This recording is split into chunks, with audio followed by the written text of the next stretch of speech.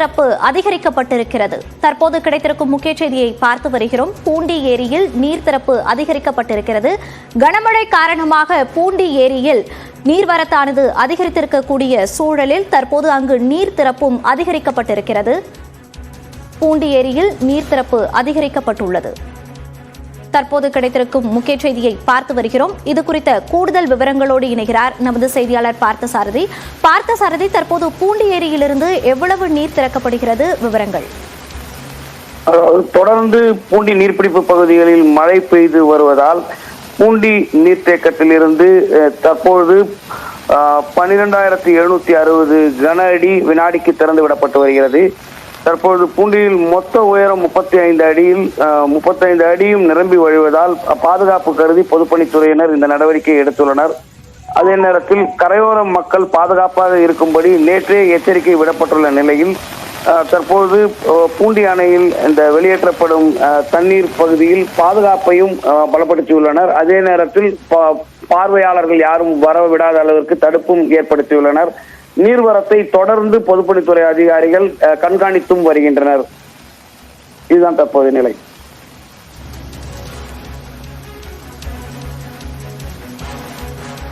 பூண்டி ஏரியிலிருந்து நீர் திறப்பு அதிகரிக்கப்பட்டுள்ளது. அங்கு சுற்றுப்பகுதியில் இருக்கக்கூடிய எந்தெந்த பகுதிகளுக்கு இந்த வெள்ள அபாய எச்சரிக்கையானது விடுக்கப்பட்டிருக்கிறது? பார்த்தசாரதி, அதாவது இந்த பூண்டி அணையிலிருந்து கொசஸ்தலை ஆற்றில் தண்ணீர் செல்லக்கூடிய அந்த வெள்ள நீர் செல்லக்கூடிய இரு கரையில் உள்ள, அதாவது ஒதப்பை, ஆற்றம்பாக்கம், மெய்யூர், தாமரைப்பாக்கம், காரனோடை, புதுக்குப்பம், சீமாபுரம் வழியாக இது கொசஸ்தலை ஆற்றில் சென்று எண்ணூர் கழிமுகத்தில் கலக்கிறது.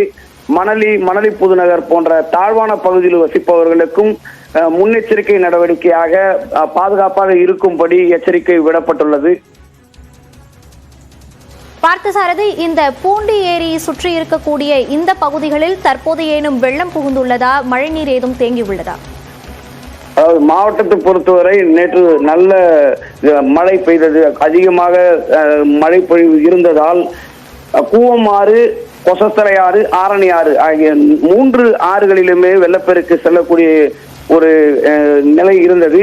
தற்பொழுது மழை குறைந்த போதும் தொடர்ந்து ஆறுகளில் வெள்ளப்பெருக்கானது சென்று கொண்டிருக்கிறது. இதில் ஒரு சில தாழ்வான இடங்களில் வசிப்பவர்கள் மற்றும் குடிசைகளுக்குள் தண்ணீர் புகுந்து பாதிக்கப்பட்டுள்ளனர்.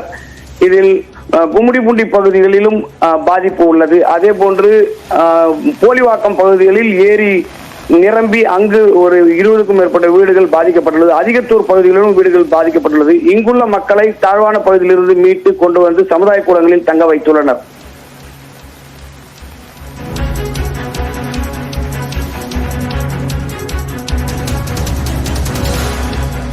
விவரங்களுக்கு நன்றி பார்த்தசாரதி.